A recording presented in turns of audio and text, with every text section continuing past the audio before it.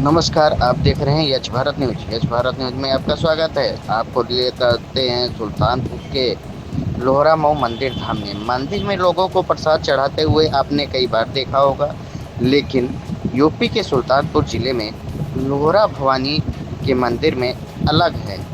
यह लोग बूंदी लड्डू नहीं, कढ़ाई भी चढ़ाते हैं। यहाँ मान्यता यह है कि मंदिर में जो भी व्यक्ति दर्शन करने के लिए आता है वह खाली हाथ नहीं लौटता है। मंदिर सुल्तानपुर के दो शक्तिपीठ मंदिर में से एक है। सुल्तानपुर समेत मेठी, रायबरेली, प्रतापगढ़, अयोध्या और जौनपुर में भी प्रसिद्ध है। ऐसा माना जाता है कि इस मंदिर में माता जी की जो मूर्ति विराजमान है वह स्वयंभू हैं, जो कि सुल्तानपुर शहर से 5 किलोमीटर की दूरी पर स्थित है। श्री दुर्गा देवी मंदिर लोहरा मऊ भवानी के पुजारी राजेंद्र प्रसाद मिश्र ने यच भारत न्यूज से खास बातचीत की है। आइए सुनते हैं उन्हीं के जुबानी।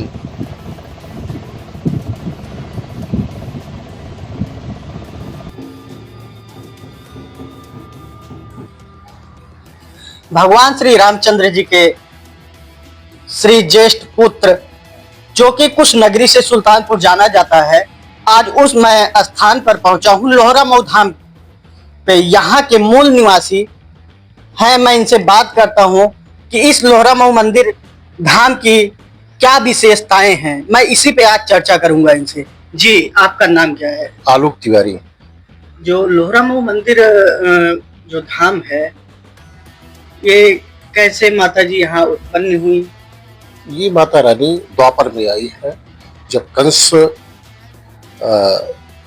इनको माँ दुर्गा को मारे तो जो उनकी चोटें लगी, यहाँ पर बताते हैं कि यहाँ पे ब्लड पड़ा था। उसके बाद माता विंध्यवासिनी अपने स्थान पे चली गई।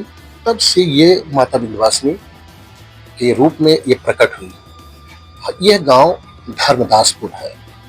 धर्मदासपुर हमारे परपाजा थे। परपाजा क्या कहा जाएगा? हाँ, परपाजा कहा जाएगा। परपाजा थे, उन्हीं के नाम से एक गांव है। यहीं पर माता विंध्यवासिनी के रूप में स्वयंभू हुई, उत्पन्न हुई। तब अपने आप माँ यहाँ पे प्रकट हुई है, स्वयंभू। चूंकि हमारे बुजुर्गों ने कहा कि यहीं पर रक्त पड़ा था, उसी रक्त से वो शिवलिंग अवतरित हुई, उत्पन्न हुई। तब से हमारा परिवार, हमारा वंशज इनकी सेवा परवरिश करता चला आ रहा है। स्थिति ये है कि इनकी पूजा अर्चना हमारे ही परिवार के लोग ही करते हैं। और इस शक्तिपीठ के रूप में, चूंकि माँ विंध्यवासिनी की बहन है ये, तब से इनका शक्तिपीठ की स्थापना हुई यहाँ पे। और ये द्वापर से है, आज से नहीं, द्वापर की है। इसमें एक जो स्वयंभू हो, उसके आगे एक मूर्ति स्थापित की गई। मूर्ति जो थी वो बहुत पहले सुबह एकदम कन्या के रूप में, फिर दोपहर में जवानी के रूप में, शाम को एकदम वृद्धावस्था में ये झलकती थी माँ।